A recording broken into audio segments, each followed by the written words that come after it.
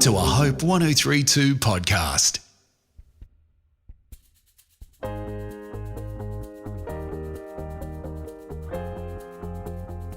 Hello everyone, it's so good to be back with you. Welcome to Season 6 of Raising Teens. I'm your host, Collett Smart. I'm a psychologist, a teacher, and also a parent in the middle of raising my own teen and young adult children. I started this podcast because I know that many teens are struggling, and I wanted to create an online village of support for parents. I'm joined again this season by well-known experts on teen mental health and well-being.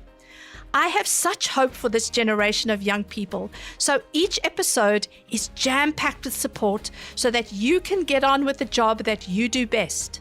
That is, connecting with and loving your teen. Aside from his most important role, being husband to Becky and dad to 2 daughters, 2 sons, and 3 stepsons, Andrew Lyons is also a teacher, educational consultant, writer, and Rites of Passage creator and guide. He has created numerous programs and resources like the Right Journey, the Man-Made and Woman-Wise cards, the Parenting Plan, and others, especially developed to support teachers and parents in building respectful, responsible, resilient, resourceful, and reflective young adults. Hundreds of thousands of teachers, parents, and students across 5 continents have experienced his workshops, presentations, resources, and methodologies. Hello, Andrew. Welcome to Raising Teens. Hi, Collett. It's great to be here. Thank you so much for having me. So last night I was trying to remember the first time that we met. And I remember it was more than 10 years ago that I got to know Steve Biddulph. I was asking him about boys and mentorship with boys. And Steve gave me your details. And I ended up emailing you. And then we ended up having a long chat about your emerging work at the time on Rites of Passage. Steve raved about you, and I know he's still an ambassador for your work. He's your mentor. And he and I actually were talking about you on the podcast when I had him on a few weeks ago. So some of my listeners might remember your name because Steve and I were talking about you then.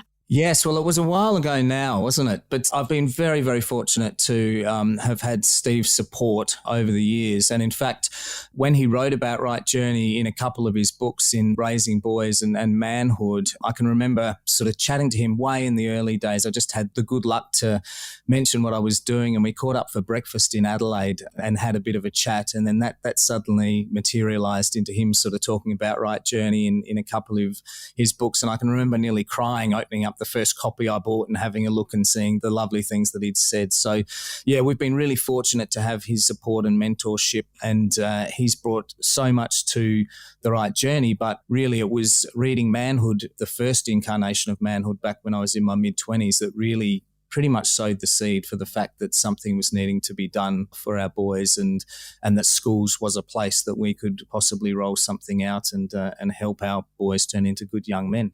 And then it also evolved into a program with girls as well. And so one of my children, my daughter, was lucky enough to go through a full year of the Right Journey in year 8.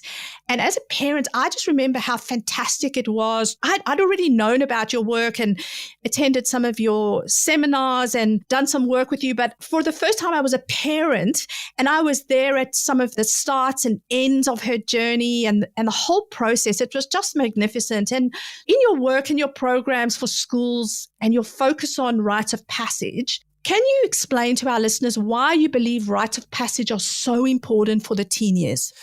Yeah, look, I guess I started thinking about, first of all, did start with boys, and that was the initial program. It was only for 1 or 2 years where we worked with just the boys, and then realised that it was important that the girls also had similar conversations and a rite of passage. And I sort of look at the Right Journey as being twofold. It's partly sort of a curriculum of conversations about what really matters and turning into a good adult, which happens throughout the year, but then overarched by this rite of passage. And so I became, initially we just had some conversations with the students, and then a few years in, I started to think we could do something that pinned a little deeper. I felt like we were doing some good sort of head stuff, having the conversations, but I felt like there could be some deeper heart stuff that we could do. And so I started thinking about what would a ceremony look like. And then suddenly after a bit of reading, I sort of got into reading about rites of passage, and then just considered the fact that for tens of thousands of years, in every culture that I'm aware of, there was some moment where children were initiated into adulthood. And I just began to think, how is it that that's one thing that we sort of don't do in our culture? So I think, there's this moment where young people spend time with adults, mentors, elders, and learn about what it is to be an adult. Those processes often involve challenges and sort of taught them a number of things about being an adult, not only how to be an adult, but there were also sort of, Richard Rohr calls them the truths of adulthood. And Steve's picked up on those too in his books. And, they're things like an acceptance that life is difficult, the idea that life's not about you and what you can get, but rather it's about others and what you can give, some sort of truths like that. So I became intrigued as to the fact that we didn't really have that process. So I was thinking about the fact that had happened for thousands of years, tens of thousands of years. How could we rediscover that in our contemporary society? What would that look like? And how could we do some kind of sweeping social change that meant, every teenager had a moment where they were honoured and educated in what it was to be a good, strong man or woman?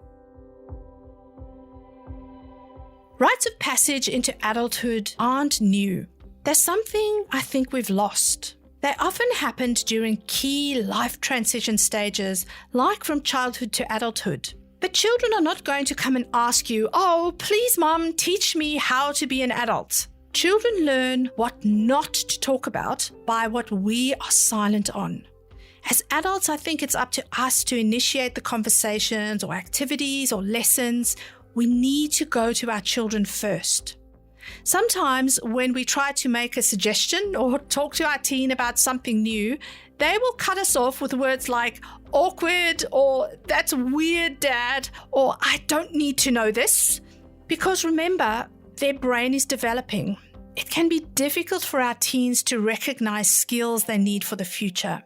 They are just focused on what they need right now. If that happens, you shouldn't stop trying. Rather, as the adult, you need to keep finding ways to engage with your teen.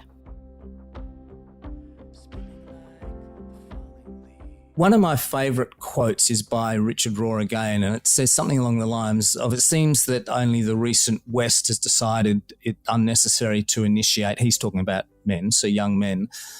Otherwise, culture after culture felt that if they weren't introduced, he calls them the mysteries of manhood, they wouldn't know what to do with their pain and would almost certainly abuse their power. And he says it looks like they were right. And I guess I sort of saw in the world around me lots of boys in suits, basically 40-year-old boys. And I think that what's been missing has been, A, that education in what it is to be a good man, and then secondly, almost an expectation. And so I sort of wondered, how could we do that differently and what role I could play as a teacher. And so then that investigation into rites of passage led me to sort of contemplate what would that look like in a school setting. And I think I've heard you say, and Steve Biddulph say, that when we don't have any meaningful thought through processes that signal to our young people that they've earned certain places or rights in terms of their age, they kind of fall into it accidentally. And what for a lot of them aging looks like is what they see on social media or TikTok. And that's, being blind, drunk and having lots of sex with lots of people. And there isn't a lot of that you spoke about, looking outward, looking at how you can make a difference in the world. Yeah, well, we see that kids want to prove that they're adults when they get to that age. And in fact, if we don't provide the rites of passage for them. They sort of create stuff themselves. So most people will probably be familiar with Schoolies Week here in Australia, which is at the end of year 12, kids go away and do all those things you mentioned, drinking, sexual conquest, drugs, fights, for a week or so after year 12. Now, that's a rite of passage, but it's one that they created as the initiates. So we're very strongly suggesting that that's not who's meant to create these rite of passage moments. It's meant to be the elders and the adults who've created those opportunities for them. And I even look at, speaking of social media, sort of newer things like TikTok challenges as being other ways that these kids want to do stuff that sort of pushes them a bit, but we're not giving it to them. So they're sort of making up these things themselves. We see young people trying to navigate their own way towards adulthood in an often confusing and very stressful world. When our young people don't have healthy ways to channel curiosity, autonomy, or develop responsibility, they will try to seek these out in their own ways. We can see them making these dangerous choices, sometimes with lifelong consequences. Within rites of passage transitions, as parents, we may want to find activities that our teens can be involved in, where they can take risks, but in safer ways. I think we need to look for opportunities where natural rites of passage might come up. For example, we might let them do some rock climbing, or if you're in Australia, let them catch a bus or a train somewhere new on their own. Maybe even let them organise snacks and food for their own get-togethers. It's a matter of being creative and looking for new experiences that can teach your teens skills that are necessary for the age that they're at now. Andrew shares about the program he is using in schools around the world. Yeah, so as I mentioned before, there's a curriculum of conversations. So we sort of have thought about what's important for these young people to be talking about. I think Steve has mentioned in one of his books or articles about the fact that kids aren't having these conversations anymore because schools are so chock full of syllabus stuff and parents are so busy that we're not having these important conversations. So we've sort of looked at what we think are important conversations. I talk about it as almost shining the light on adulthood, sort of the stuff that sort of hides in the shadows and doesn't often get talked about. We just want to raise these things and have these conversations with the kids. So we've taken them through, there's four broad themes that they sort of look through. The first is, who am I really? The second is, how do I get along with others? The third theme is there something more? And then the fourth theme is, what do I have to give? So we've sort of intentionally taken them from who am I really, which is life is about me and what I can get, through to, what do I have to give, which is that concept that life's about others. So those conversations happen in the classroom. Through the training that we do with the teachers, we help them learn sort of methodologies and pedagogies that are helpful for having the conversation. So it's not all just, heavy sitting down, conversational stuff, but also practical activities. So we try to keep the kids, we call it having a heartbeat in a lesson, so that there is this sort of idea that kids are taken on a bit of a journey even through those lessons where the conversations are held. And then schools work out their rite of passage, which is a 7-stage process that is based on a hero's journey. So there are a couple of things at the start of the year, a calling ceremony and a departure ceremony. So the calling is essentially calling the young people on the journey and explaining to them a bit about this idea of what we're doing. The departure involves the parents. So we understand that it's hugely important to have the parents on board. And when working with the schools, we talk about walking alongside parents, helping them, also giving them a little bit of education about, working with teenagers and this process. And especially, I guess, in this current climate of what they call helicopter parenting or snowplow parenting, perhaps helping parents understand that it's really important for them to perhaps be starting to take a little step back. Just as an aside, I did an interesting bit of research with parents a couple of years ago and asked them to consider what 5 qualities they felt like their child could have in adulthood that would serve them well through adulthood. And the number one, which half of everyone had in their top 5, was resilience. And I say when I'm working with parents that I find that a little bit unusual because I don't actually see modern day parenting involving very much that crafts resilience or helps build resilience in their kids. So it's one of those conversations that we have with the parents is, how do we build that resilience? And it is requiring the kids to have to face challenges and learn how to manage struggle. And in a parenting culture at the moment where sometimes we want to give our kids a happy life and, we absolve them from needing to do those things, but they're really important small stakes experiences to have along the journey. So we sort of suggest to the parents it's important to guide but not guard them from these things. So that's some of the stuff that happens at the departure ceremony with the parents. Then we have the following, which is the third stage, which is a mentoring process where we ask the families to think of another adult in their circle of friends that would like to spend some time with their child during the year, because we realise how important it is for young people to feel connected to and seen by adults and elders in the society. And all the research I've read suggests that the more adults that young people feel connected to, the safer they are across every risk factor, from they'll smoke less to they'll kill themselves less effectively. That there's that connection with adults is really important. And then we have the challenges which happen throughout the year. So schools design some challenges, and basically the lesson of that is that, failure is okay, and that's an important way to build resilience and be able to overcome struggle. We then have an abyss moment, which is the big challenge of the year. And then we round out the year with a couple of ceremonies, the return and the homecoming. And again, they involve the parents. And the homecoming is a gratitude ceremony where the young men and women now say thank you to the people who've helped them on the journey. But it's also an honouring ceremony as well, and an opportunity for them to present the vision of who they would like to be as a man and a woman out in the world. So that's sort of the 7-step rite of passage process that happens over the course of the year. And in the training, we just work with the schools to sort of help design that to fit the ethos of their school community they're in, the families that they're working with.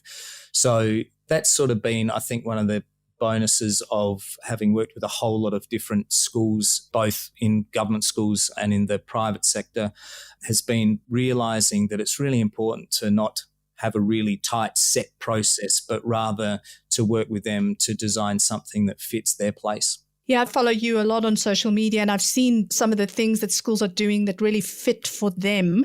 I just want to reflect on my daughter's calling and the departure ceremonies. I remember at her school, we all had to bring things from our children's childhood, and they didn't know it was happening. So it was a surprise, and the parents were there, and then we sat at a table, and I remember I had little slippers she had and her favorite teddy and all sorts of things wrapped up, and just reminiscing about her as a baby, and then, kind of calling her out and saying, you're going to this next phase. And then right at the end of the year, we got to write our children a letter.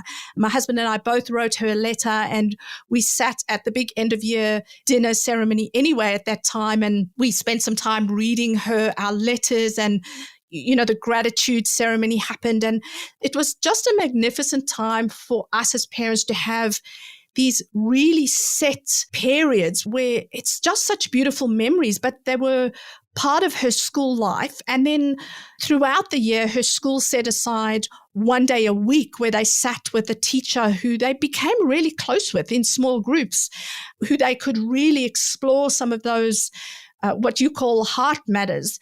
So would you talk a little bit about some of the creative things schools have been doing? A lot will stand out for you, but can you give us an idea of the different things schools are doing? Yeah, sure. So when we're working with the schools to design the ceremonies, there'll be some sort of hallmark moments in each of those ceremonies, which a lot of the schools would do because they're just wonderful opportunities to sort of connect the, students with parents, if that's that particular ceremony that we're talking about. So the calling ceremonies are often, a lot of schools do those at dawn and make that a watching the sunrise. So there's sort of a way of making a memorable moment. And even at the training, I sort of say that if we're not in the clergy, like if we're not typically constructing ceremonies, we haven't had a lot of experience at it really.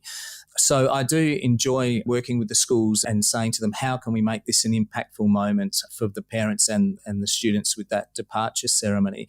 And I do love being in the room when that moment happens, or outside if the ceremony is outside, but where the parents are sharing that with their children. It's such a beautiful moment. And sometimes I've been moved to tears just seeing what's going on around in those varying family groups. So that moment I really love, that opportunity for the parents to connect and to have those those conversations about raising their child, which possibly they haven't. It's not often a conversation we would have just off the bat without it being an orchestrated moment. So I do like those other moments when schools, so even in the following with the mentoring, we've got schools that do wonderful events for the mentors and the kids. I know schools that go out and go lawn bowling or create little parties or games nights where the mentors come along and they engage the mentors in that way. The mentors are also sometimes present at the ceremonies at the start of the year, which I think is a lovely idea. And then the challenges range right across the board, from physical challenges through to service challenges and juggling. There's a whole lot of things. Knitting. So one of the schools learned to knit, and then they knitted beanies that were sent over for little preemie babies overseas.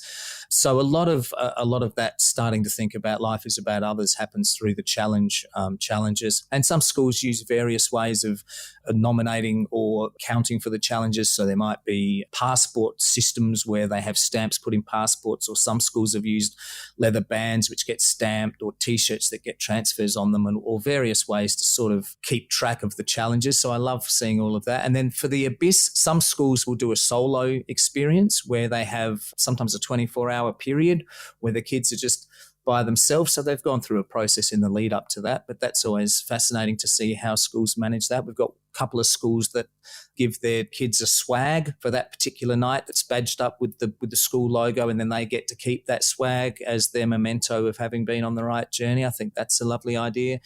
And then at the end of the year, those return ceremonies and homecomings, they vary from being big dinner dances down to little more intimate sort of settings that are sometimes outside at a national park or something like that. So there's sort of no limit really to what the schools do, and I guess that's what I really love. It's a beautiful community at the moment of about 150 schools, predominantly Australia and New Zealand, but also smattered in other countries around the world. And the generosity with which people offer their ideas and will share with each other. And we have a conference every second year, which is just a wonderful opportunity to get them together to network and to share the great stuff they're doing, but also chat to each other about, the challenges that they're finding working with the students. So it's a wonderful community of teachers who are very passionate about growing our kids up into responsible, resilient young people.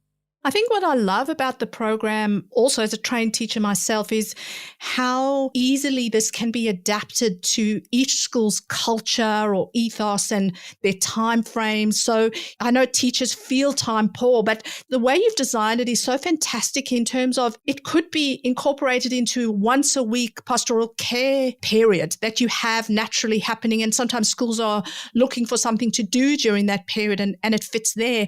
I think one of your other schools does it about 4 times a week. So it really works for each school. And I've seen that it isn't onerous on the school. And I just see the relationships improve. There's only good things that seem to come out of this rather than more exhaustion. So it's wonderful. Yeah, so schools, we're very flexible with how it's rolled out. We find that sometimes if a school's trying to put it into a short period of time, like sometimes they'll say, we've got 3 20-minute sessions a week, that's not quite enough time to get the depth. But we would have, generally schools would be running it, probably the minimum will be a couple of maybe 40 or 50-minute lessons a week. But you're right, we've got a school I was just working up in Brisbane, they're going to be running it 4 times a week for the entire year. So you think that's 160 moments where, lessons where there's going to be conversations, intentional conversations happening. And we've set it up so that it's, again, even the content isn't prescriptive. We sort of suggest that, there is an order of things that naturally go through the journal or the guidebook that the students use. But the intention from our end is really that I say to the teachers at the training, the first question I want you to ask yourself when you walk into your class for Right Journey is, what is it today that this group of kids needs to talk about? Often there'll be things that are more relevant. They might have something that's flooding across their social media feeds that really it would be worthwhile having an adult speak into that space in that moment. So we really are encouraging teachers to make it fairly student-centred in sort of how conversations that happen that we think are important. But we also know that it's a lovely opportunity for teachers to connect and build these relationships with kids. And I think one of the testaments to the program, and I was working with a bunch of teachers just earlier this week in Brisbane, and one of them, these were new teachers in schools that are already teaching the program. So we had 6 different schools represented, about 14 or 15 teachers. And a couple of them were saying how hard it is to break into the Right Journey team because the teachers just love teaching it and really don't want to give it up. So I think it's sort of really, there are teachers that got into teaching because this is what they wanted to do. And I experienced that. I wanted to change lives, but I found that it's really hard to do when you don't have a vehicle for doing that. And, in the hurly-burly of just teaching English and phys ed, and I taught outdoor ed, and I sort of realised it was those moments around the campfire that I thought, this is what I want to be doing. And so Right Journey is almost just bringing that campfire into the classroom in a sense and sitting in a circle there and having those conversations where I settle into, sharing a bit about myself with the kids, which they really, appreciate. And then they begin to open up. And, Brené Brown talks about it's just so important that we create a space for kids to take their masks off or move their armour. And, her research suggests that changes the trajectory of their lives. So, creating these safe spaces for these kind of conversations, I just think is so important. Again, I was reminded recently, I was looking at some research around teachers and their relationships with young people and their mental health and the impact on their mental health. And teachers, after friendships, are the most important relationship for young people, and having a good relationship with one teacher can positively impact a young person's mental health. And so that is really, I think, the heart behind the Right Journey. So now, Andrew, if we have a parent or a carer at home listening to this and thinking, well, my school doesn't run a program like the Right Journey yet, what can I do then as a parent to help my children in terms of rites of passage, healthy rites of passage? I know you've got heaps of ideas around this because I quoted you in my book. So tell us as parents, what can we do? I do appreciate your support, Collett. Thanks for that. My eldest, so I'm dad of a blended family of 7. My eldest 2 boys didn't go to a Right Journey school. So independently with each of them, I chose to do a Right Journey. And that involved, I wanted to take them away. One of the things I wanted to do was to show them that I believed this was really important. So I sort of wanted to invest both time, but also do something a bit out of the ordinary with them. So I took them away for varying times. Malachi, it was a week, and Phoenix, it was a little bit longer. But we went away, and basically I used the 7 stages that we would use in the Right Journey and planned the trip around that process. And people started asking, how could we do this as parents? I ran a few workshops, and one of the questions that kept on coming up was, what are the conversations that we should be having with our kids when we do this? And so we created some conversation cards, which I think are helpful in that process. So I took a set of those away with me as well.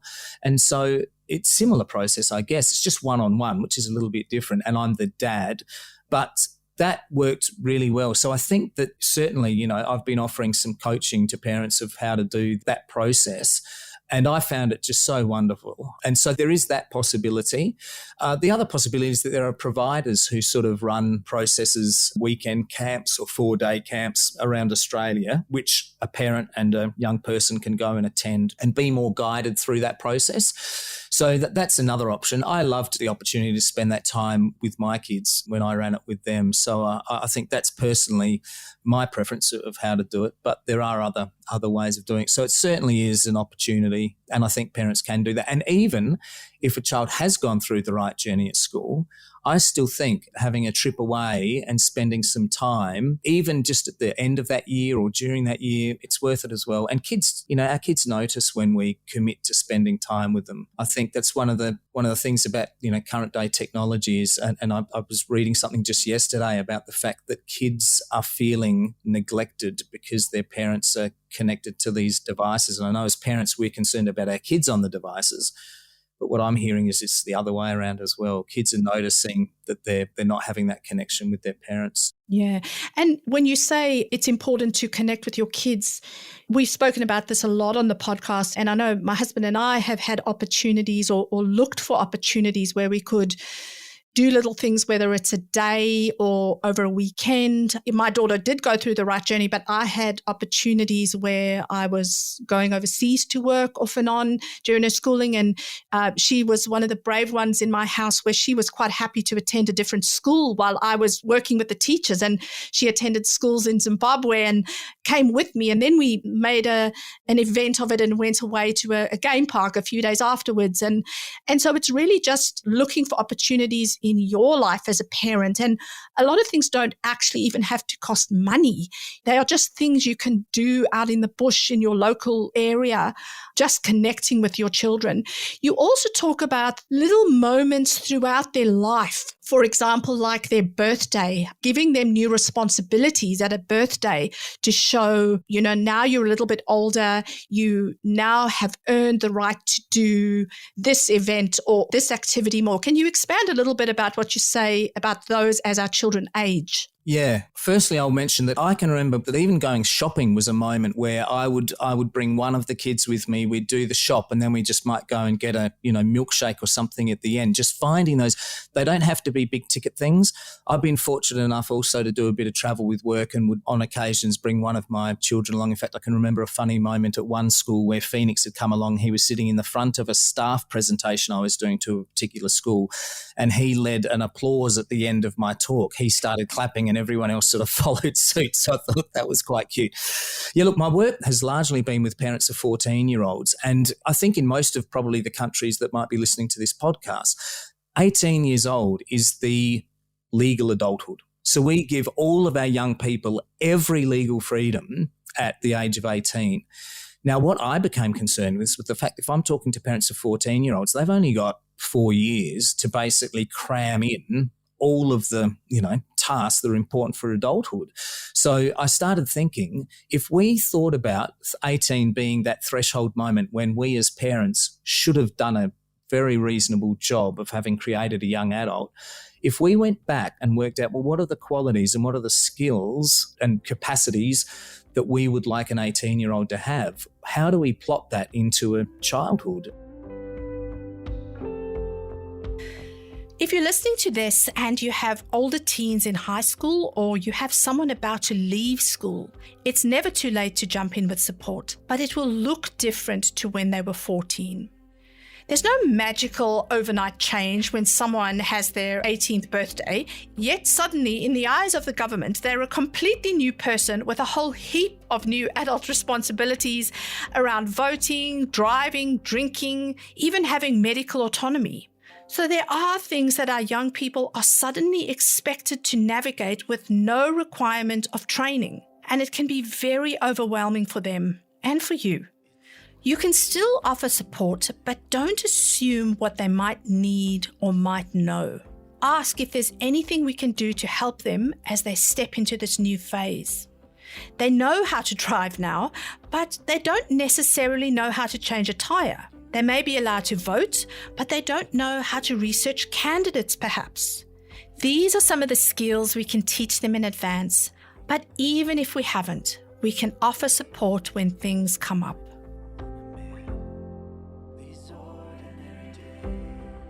And then I started thinking about the fact that birthdays are the perfect time to have some kind of graduation point.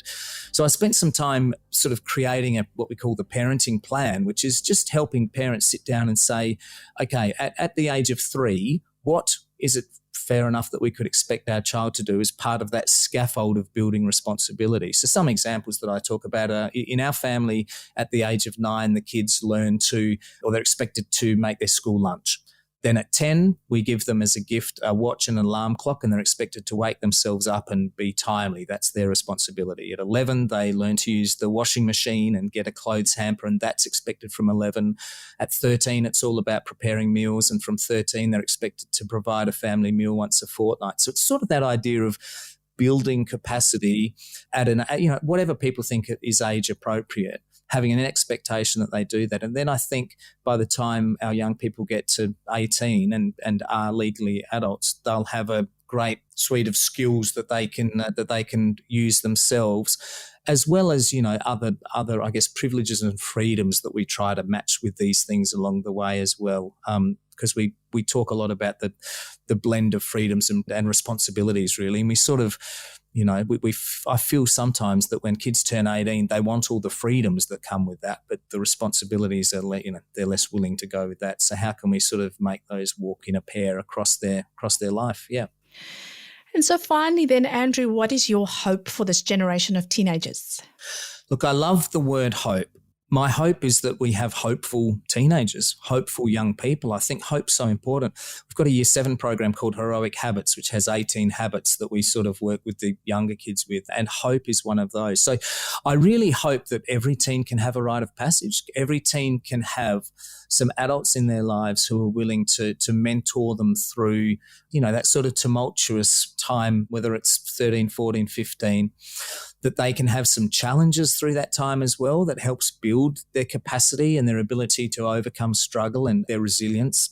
And then that there's, you know, an honouring and that there's this connection, and then ultimately some kind of expectation that they deliver, you know, as this new young man or young woman. There's that expectation for them to step up. So I have a feeling that if we could have that happening in, you know, families all across the country or further afield, that we'd have quite a different society. I've loved chatting with Andrew about rites of passage over the years. It wasn't something I'd really thought about when my children were tiny. Rites of passage are such an important part of strengthening communities and are also essential in helping our teens become the amazing people we know they can be. If you would like to know more about Andrew's programs in schools, you can find him at therightjourney.com. You can also find me or leave a question for a future episode via email or my Facebook page or via raisingteens.au. Or you can go to the Hope 1032 podcast page. Please subscribe and review wherever you listen to your podcasts. I'd love to see you next episode, and in the meantime, keep parenting with your teen's future adult in mind.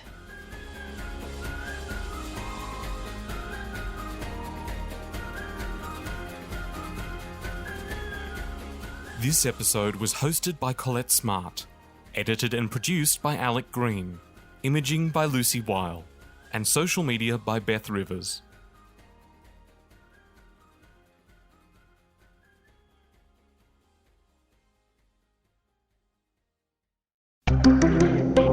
Hope 1032. Thanks for listening.